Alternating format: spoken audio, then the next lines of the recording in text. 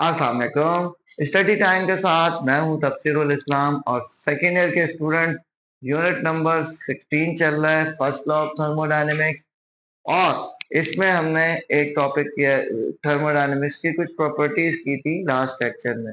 आज के लेक्चर में हम वर्क डन इन थर्मोडायनेमिक्स या थर्मोडायनेमिक्स का वर्क से रिलेशन मालूम करते हैं कि वर्क कैसे थर्मल एनर्जी में कन्वर्ट होता है और थर्मल एनर्जी कैसे वर्क में कन्वर्ट होती है। मैं एक मिसाल देता हूँ कि सर्दियों में आमतौर पे जब भी हम स्कूल जाते थे या आप लोग भी जाते होंगे तो आप हाथ को रब करते थे। तो ये रब करने से क्या होता था?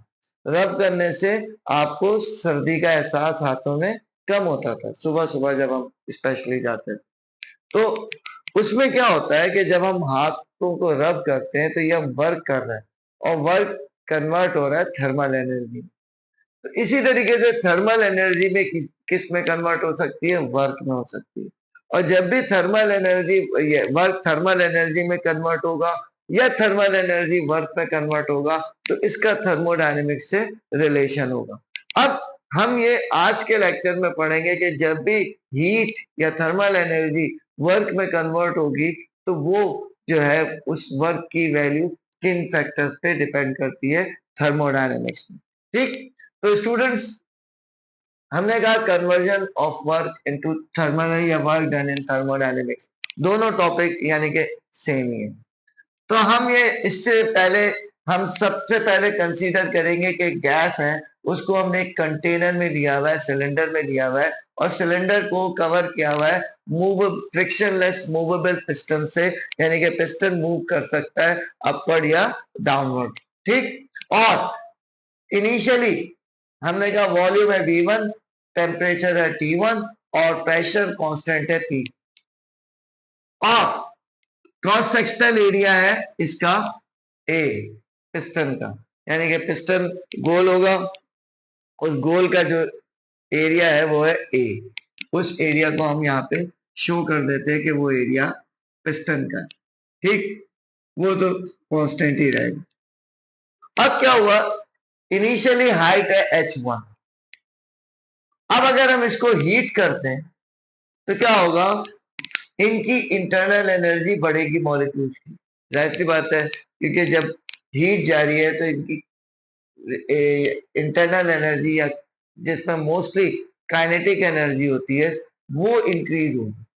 अब जब काइनेटिक एनर्जी इंक्रीज होगी तो ये प्रेशर P है, तो जैसे ये प्रेशर P हो जाएगा ये क्या होगा, ये सिस्टम एक्सपैंड हो जाएगा। P से ज्यादा होगा तो एक्सपैंड हो गया और फिर बराबर हो जाएगा उसके। ठीक, यानी कि क्या होगा, जब हम इसको हीट करेंगे प्रेशर इंक्रीज होगा, प्रेशर इंक्रीज होने की वजह से पिस्टन क्या होगा, अपवर्ड मूव करेगा। तो इसमें हम कहेंगे कि एक्सटर्नल प्रेशर हमारे पास P ही है, तो इंटरनल प्रेशर भी को भी हम उसके इक्विवेलेंट ले सकते हैं। तो अब यहाँ पे हाइट थी H1, लेकिन जब पिस्टन अपवर्ड मूव कर गया तो हाइट क्या हो गई, H2 हो गई। ठीक, अब इसको लिखेंगे कैसे? जाहिर सी बात है ये शॉर्ट में भी पेपर में आ सकता है, तो लिखेंगे कैसे कि कंसीडर लिखें, consider some moles of a gas in a cylinder that is covered by a frictionless movable piston of, let V1 and T1 are the initial volume and absolute temperature of the gas and P is the constant pressure on the system. If, अब इसके बाद लिखिएगा, if the pressure, if delta Q is the amount of heat, if delta Q is the amount of heat absorbed by the system, then due to increase in internal energy, the gas expands and its volume becomes V2 and temperature becomes T2. ये लिखना है। The cross sectional area of the piston is A. जो area का piston का area है वो A है, but the height is initially H1 and it will become H2 as shown in diagram. तो ये आपने शुरू में लिख देना है ताकि आपको ने बता दिया कि हमने डायग्राम में शो कर दिया। अब हम ये कह सकते हैं कि देन इधर क्या हुआ है, वर्क हुआ, सही है, क्योंकि पिस्टन मूव हुआ है तो इसको हम क्या कह सकते हैं, वर्क। तो वर्क डन किसके बराबर होता है, वर्क का फॉर्मूला होता है फोर्स इनटू डिस्प्लेसमेंट। इस डिस्प्लेसमेंट को हम डेल्टा एक्स भी कह सकते हैं, डेल्टा एच भी कह सकते हैं, चले डेल्टा एक्स कह देता हूं मैं आपकी बुक के हिसाब से, ठीक। तो वर्क किसके बराबर आ जाएगा, फोर्स इनटू डिस्प्लेसमेंट। फोर्स है एफ और डिस्प्लेसमेंट है डेल्टा एक्स। अच्छा, फोर्स भी अपवर्ड है, डिस्प्लेसमेंट भी अपवर्ड है, तो दोनों की डायरेक्शन सेम है। जब फोर्स और डिस्प्लेसमेंट की डायरेक्शन सेम होती है तो cos 0 1 होता है, इसलिए इसको मेंशन करने की जरूरत यहाँ पे नहीं है, ठीक। हमने कहा एफ इंटू डेल्टा एक्स हो गया। अब यहां पे हमारा काम है प्रेशर का। तो pressure is the force per unit area, pressure is the force per unit area. तो हम क्या करेंगे, प्रेशर, तो डेल्टा डब्ल्यू, वर्क को हम डेल्टा डब्ल्यू से जाहिर करते हैं। Pressure is the force per unit area, तो P किसके बराबर हो जाएगा, F अपॉन ए। इससे हमें पता चलेगा कि F की जगह हम क्या रख सकते हैं, P इंटू ए। तो यहां पे वर्क बराबर हो जाएगा P इंटू ए इंटू डेल्टा एक्स, और हम वर्क को डेल्टा डब्ल्यू से भी जाहिर कर सकते हैं, P इंटू ए इंटू डेल्टा एक्स। अब यहां पे इसको हमने कह दिया इक्वेशन नंबर 1,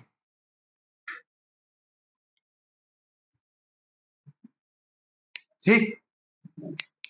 अब यहां पे हम कुछ डायरेक्ट भी कर सकते हैं, लेकिन चले मैं स्टेप्स बढ़ा के आपको थोड़ा सा समझा देता हूं ताकि अंडरस्टैंडिंग क्लियर हो सके। ये मैंने लाइन खींची है। एज वॉल्यूम बराबर क्या होता है, वॉल्यूम होता है length into width into height, और लेंथ इंटू विड्थ क्या होता है, एरिया। तो वॉल्यूम को हम कह सकते हैं area into height, area into height.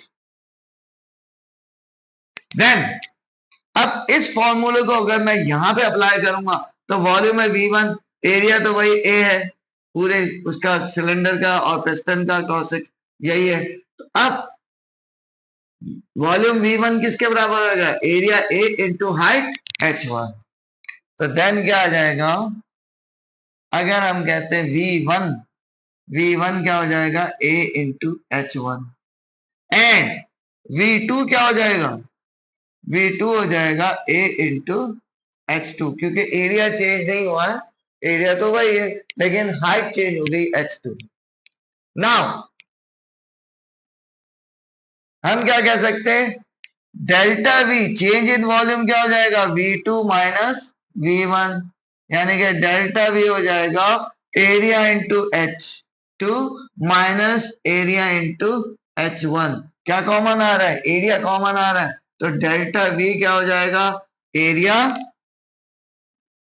Into H2 minus H1। और यहां पे अगर हम H2 माइनस H1 करते हैं तो वो किसके बराबर आता है, डेल्टा X के।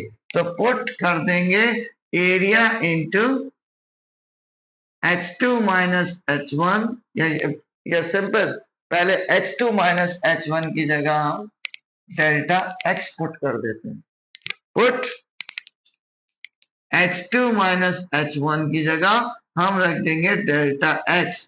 तो डेल्टा V क्या आ जाएगा हमारे पास, डेल्टा V आ जाएगा एरिया इंटू डेल्टा X। तो इसका मतलब जो एरिया इंटू डेल्टा X है ये दरअसल किसके बराबर है, चेंज इन वॉल्यूम के बराबर है। तो हम कह देंगे पुट इन इक्वेशन 1, जब हम इक्वेशन 1 में पुट कर देंगे तो डेल्टा डब्ल्यू क्या आ जाएगा, delta W is equal to area pressure into इस पूरे की जगह क्या आ जाएगा, चेंज इन वॉल्यूम, यानी कि pressure into change in volume. तो इसका मतलब थर्मोडायनेमिक्स में वर्क डन क्या होता है, pressure into change in volume. अच्छा, अब स्टूडेंट्स ठीक है, ये डेरिवेशन तो हो गई, लेकिन इससे रिलेटेड मैं कुछ कॉन्सेप्ट भी बताता हूं आपको कि इसी वजह से, क्योंकि वर्क डन है प्रेशर इनटू वॉल्यूम। अच्छा, थर्मोडायनेमिक्स क्या है, वो ब्रांच जिसमें हम हीट का कन्वर्जन पढ़ते हैं मैकेनिकल वर्क में और अदर फॉर्म ऑफ एनर्जी में। हमारे लिए फायदेमंद क्या चीज है, वर्क। जाहिर सी बात है, अगर गाड़ी हम 1 लीटर में, मैं एक मिसाल दे रहा हूं कि 1 लीटर में एक गाड़ी हमें 15 किलोमीटर का डिस्टेंस दे रही है और दूसरी गाड़ी 1 लीटर में 10 किलोमीटर का डिस्टेंस दे रही है, तो हमारे लिए कौन सी गाड़ी ज्यादा बेहतर है दूर जाने के लिए।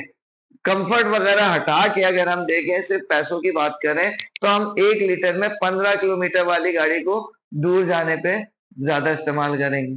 ठीक है जी, तो इसका मतलब हम ये कह सकते हैं कि pressure into change in volume, ये हमारे लिए थर्मोडायनेमिक्स में सबसे ज्यादा इंपॉर्टेंट चीज है, क्योंकि ये वर्क डन के बराबर है। इसीलिए थर्मोडायनेमिक्स में हम जो भी ग्राफ बनाते हैं, ये नोट कीजिएगा कि थर्मोडायनेमिक्स में हम जो भी ग्राफ बनाते हैं वो किस किस के बराबर, वो प्रेशर और वॉल्यूम के दरमियान होता है। सही है, प्रेशर और वॉल्यूम के दरमियान होता है, यानी कि एक्स एक्सिस पर अगर हम वॉल्यूम रख रहे हैं तो वाई एक्सिस पर प्रेशर होगा। अब इसका एडवांटेज या डिसएडवांटेज क्या होता है कि एरिया अंडर द कर्व हमें बता देता है कि वर्क डन कितना हुआ। यानी कि अगर मैं कहूं कि प्रेशर वॉल्यूम ग्राफ ये बन रहा है, तो एरिया इसका कम होगा तो वर्क डन भी कम होगा। लेकिन अगर प्रेशर इंटू वॉल्यूम ग्राफ ये बन रहा है तो एरिया बढ़ जाएगा। एरिया बढ़ गिरने की वजह से हम कहेंगे कि वर्क डन भी ज्यादा हो रहा है। तो इट मींस क्यों, क्योंकि area under the curve of, इसका मतलब area under the curve of pressure volume graph हमेशा क्या देता है, हमें वर्क देता है। तो स्टूडेंट्स, आज का लेक्चर कैसा लगा कमेंट सेक्शन में बताइएगा।